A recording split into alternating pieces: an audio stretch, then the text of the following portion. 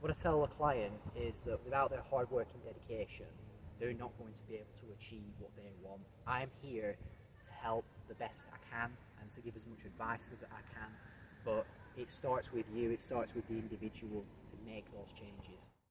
So recently I've been studying counselling, and I've just finished the assignment, the last assignment, and it's been very eye-opening, especially when it comes to transferring that into personal training, because in a way most personal trainers, we're all sort of jack of all trades.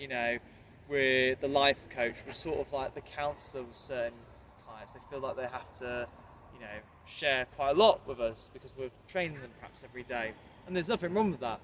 So I took it upon myself to study this because I wanted to learn more about how the human mind works and human behaviour and certain behaviours that can be fixed or altered through certain ways of teaching or counselling the client.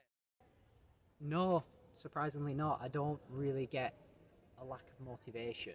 I'd say that my problem is that I'm well motivated to work out, exercise and be consistent, but it comes with maybe not pushing myself as much as I probably should do, just because in my head I'm quite well organised, and like if I'm busy throughout the day I don't want to gas out and burn too much of my energy in my workout. So maybe in that respect I have struggled in the past, but my advice would be just put 110% in your workout. As long as you're turning up, you're in the gym, you're working hard, you're not screwing up your diet, I think that eventually you'll get to where you want to be.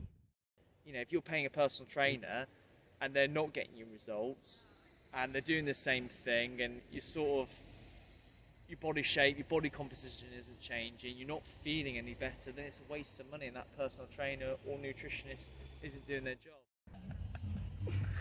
The pros and cons, I'll speak about the cons, is that there's a lot of information out there and it's very easy to get caught up in it, and I think that some people will come at you with evidence or anecdotal stories about what worked for them.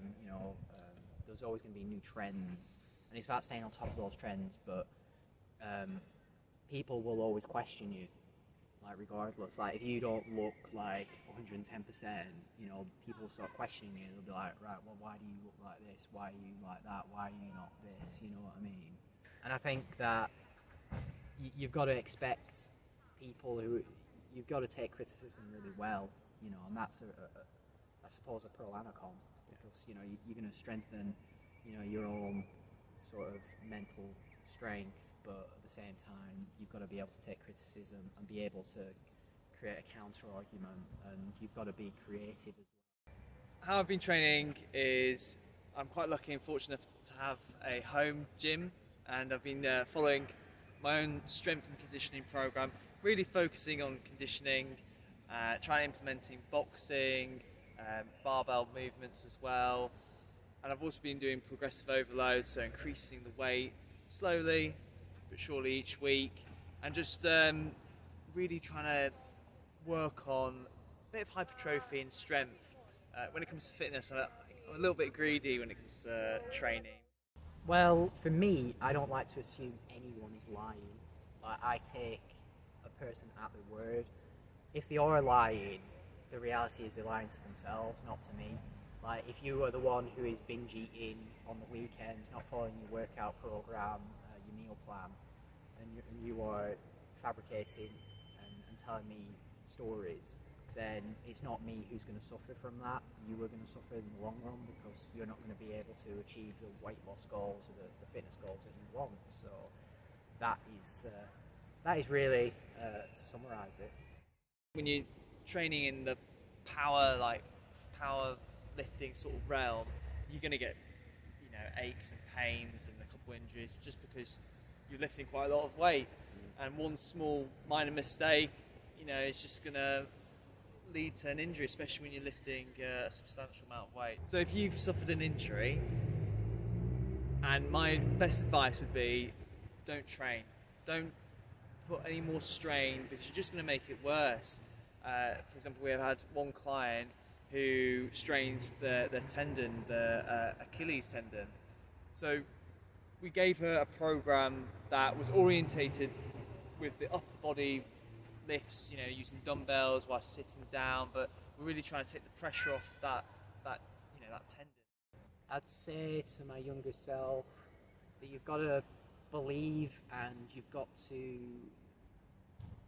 get yourself in a position where you're disciplined. You can't be lazy. You've got to get yourself in the right frame of mind, and that takes a long time. And once you've got there, once you've got it right here, I think that over time you'll become what you want.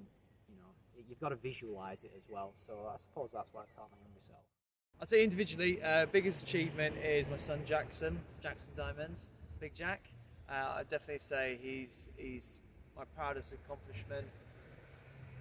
From a business sort of perspective, I'd probably say starting this company, because I want to introduce something that both Toby and I have the same vision. We both want to introduce a program, a service that's unrivaled, focusing and encompassing the whole sphere of counselling, nutrition, physical training, exercise, and general well-being. So we want to focus on all those elements, and if you can, because of the program incorporates all this, and you're ticking all those boxes, we're sort of offering a service that is very effective and works, and we want to help lots of people just improve how they feel to how they look.